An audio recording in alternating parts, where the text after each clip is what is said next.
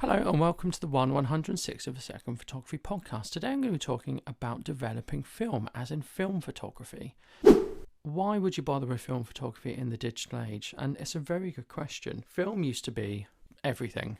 You couldn't do photography or video unless you had film. But with the advent of digital, the reasons to do film photography are diminishing. So when I used to do film photography, I started to develop my own films and I really enjoyed that, and that's what I'm going to talk about today. But in terms of the benefits, I could pick up a very cheap Canon SLR, not a DSLR but an SLR, and I could easily get really good pictures with it. However, when I was doing film photography, digital was not better than film. I would say digital has surpassed film now. You get a certain look with film that you can achieve with digital. Digital does better with shadows, film does better with highlights, but you can achieve the film look just by using a Lightroom preset. Film also is initially cheaper. I picked up an SLR for 20 quid compared to what a professional body would be for digital. But then once you factor in film and once you factor in developing and the fact you can only shoot 36 images at once, it soon starts to add up. So if you want full frame, one-off, film is fine. You can pick up a roll of film between £1 and £5, but you only get 36 shots on it. You've then got to develop it. If you send it off to develop it, it costs a lot of money, obviously. If you develop it yourself, it's cheaper, but it's quite intensive and it can be quite difficult and you've got to know what you're doing. You can't really go wrong if you follow instructions, but it's another hassle. But I really enjoyed it. I've done pinhole photography and I really enjoyed developing my pinhole paper. So film goes in a camera, and there may be some listeners out there who've never come across film because they're below 20 or they're around the age of 20. But with pinhole, it's paper. Right, you can use film in pinhole, but it's going to be paper, and watching that develop is really quite magical. You don't watch your film develop when you develop film because it's all done inside a canister that is lightproof.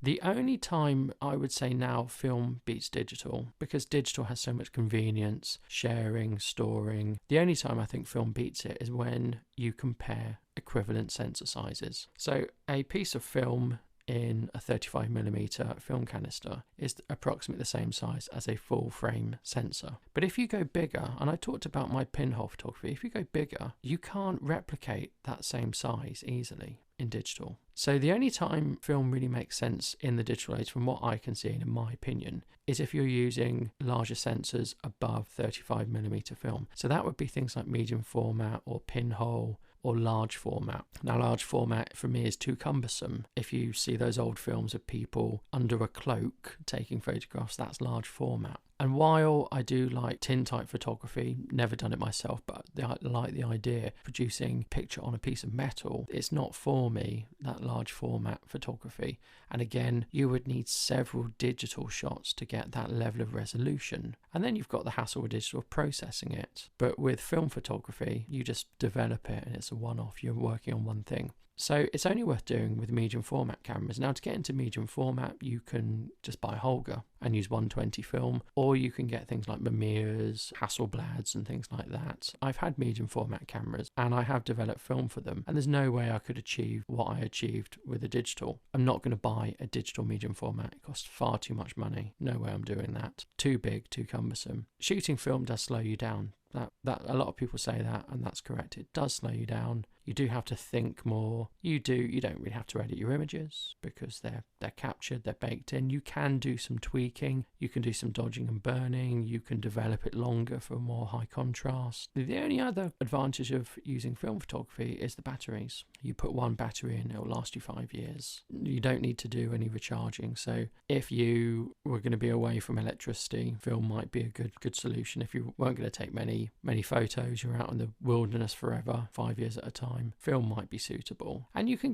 even get beers that can be used to develop film because of their acidity rating. But I'm going to talk now about how to develop film. I've talked about why you might use film, and it's becoming more and more niche. I accept that. But how do we develop film? Well, first of all, film or paper, but let's call it photographic stock, is sensitive to light. So you have to not have any light around. So the first thing is you have to get the film from the camera into a developing tank without getting any light on it, because if you get light on it, you'll just have a white image. You'll lose your image completely. So you might have seen people in the old days sort of taking the film out of their camera in shade, not wanting to overexpose it. You need to wind your film back in to the canister in the camera, and then you take your film out. So you get something called dark bags, and dark bags, they have 2 sleeves to put your hands in, and they're just a bag that is light proof. You put your film canister and your developing tank, and you put your tools in as well in the dark bag, and you zip it up. You then put your hands in. So then you've got to open the film canister without being able to see it, and then you've got to take the film and you've got to wind it around the spools.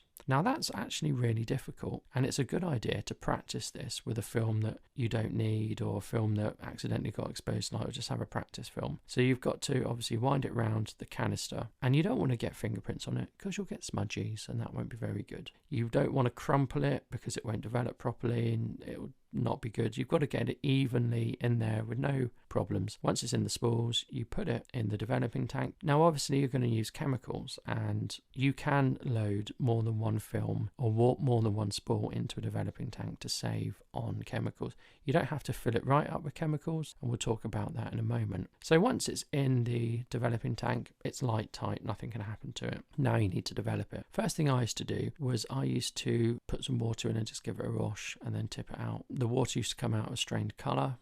I have done black and white and colour photography developing, both of them. Colour is more difficult because you've essentially got 3 layers of film that you need to develop, and there's a set way to do it. So you've got red, green and blue, and each layer needs to sort of be etched away. The science of it is very clever, but the chemicals are more harsher and more dangerous for colour photography than for black and white photography. Black and white is simple. You can of course use things like caffeinol recipes where you just use coffee, some vitamin C, and you sort of build your own developer, and that's fine. So in black and white, you're only dealing with tonality. All you're dealing with is silver iodide being reduced chemically to silver, and it's that silver that stays on the film and is fixed and causes your black. A lack of silver will cause white. Somewhere in the middle is going to be grey. Now you've got to add the chemicals. You've given it a wash of water. Now you've got to add the chemicals. You pour your developer in. Now obviously we talked about using the minimum amount of chemicals, so you've got to invert your developing tank so that the chemical washes evenly over all parts of the film. So every 30 seconds you invert it. And what you don't want air bubbles to form, so you always tap it, get rid of any air bubbles. So that means that all of the film is evenly exposed to the chemical to the same degree. Otherwise what you're doing is you're just going to put more chemical in than you need. The film part that touches the chemical the most would be overdeveloped compared to the other side, and that's not right. So you're inverting it and you're moving it about. The film you use can be developed by many different developers, or many different developing chemicals, and each one will have a set time at a set temperature. So if you heat it up, it's going to develop faster. If it's at a colder temperature, it's going to take longer to develop. I always use the time for room temperature. I didn't bother heating it up. For colour photography, you've got to put it in a water bath. You've got to have it set higher temperature than black and white. So you can do it just at room temperature. So you're inverting it every 30 seconds, giving it a knock in the developing tank, and then you want the reaction to stop, because if it doesn't stop, it will all go black. So you tip away the developer. You can reuse the developer. So you can tip it down the sink, or you can tip it in something else and save it for another time. So you can maybe use it 4 to 5 times and then you need to get rid of it. So tip it away or keep it. Then you need to put a stop bath in. So what I would do is I would tip it away. I would rinse it with water, and then I put my stop bath in. That's going to stop the reaction dead. And that's sort of a sodium thiosulfate mixture. And then, shake it, tap it, tip that away or keep it. I can't remember whether you can keep the stop bath. Then you need to put in a fixer. Now what the fixer does is the fixer sets everything essentially. Don't forget this is silver on a piece of film. Tiny silver dots, and each dot is going to be immensely small because it's been hit by a bit of light. So you don't want those dots or silver particles to come off. So you apply a fixer, and a fixer just sets it, and then you get rid of that. Do a final wash. You're going to have harsh chemicals on your film, and so from a handling point of view, you really want to wash it. You want to basically, a complete waste of water this is to put it under the tap, leave the tap running for 5 minutes. Complete waste of water, but it gets rid of the chemicals. Once you've developed it, you've stopped the reaction, you've fixed it, and you've rinsed it, you're going to hang it up to dry. If you live in a hard water area like me, you could get streaks. So you can put in sort of a rinse, which is very similar metaphorically to the rinse in your dishwasher. Just takes streaks away. Soap sort of thing, really. Gets rid of all of the hard ions and just prevents streaks from happening. And then you're going to have to hang it up to dry. Now, film has been curled up in a canister, and film will be curled up in your developing tank. So you need to weigh the bottom to get it straight. Now, I will say most developing tanks can take rolls of 35 film or 120 film, which is the big medium format film. 120 film, I think you maybe get 10 to 16 shots on, depending on the size of your framing. I think you can get 6x6, or you can get sort of a more widescreen version, but you can fit them both in your developing tank. So once you've got your film and it's developed and it doesn't have streak, what are you going to do with it then? Well, you can store it. And in some ways, film is better than digital because it's a physical thing. You can store it as long as you store it sensibly in a folder, somewhere safe. It's going to last infinitely longer than your digital images on your hard disk, which will fail. Film has been around for probably 100 years, and old film has lasted, and prints have lasted, and paper's lasted. I don't know what will happen with digital files. We haven't got a digital file that's 100 years old yet. Will it still be there in the same length of time?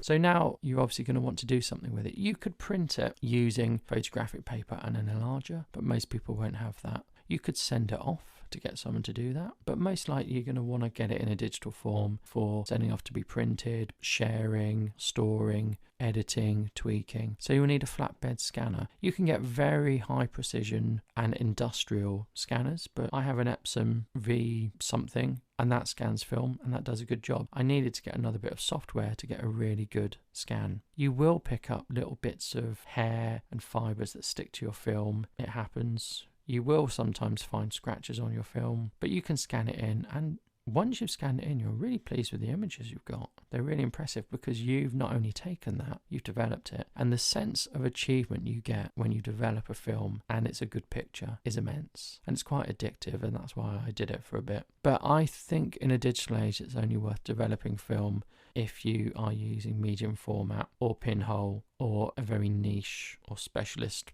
thing. I don't think it's worth doing for 35mm or smaller, because you can get smaller than 35mm. But that's me developing film. Have you developed film? Let me know. Don't forget, you can check out updates to the podcast on Twitter. You can find us on Spotify, iTunes, SoundCloud. I certainly would appreciate it if you left a review for this podcast on iTunes. Thank you. Goodbye.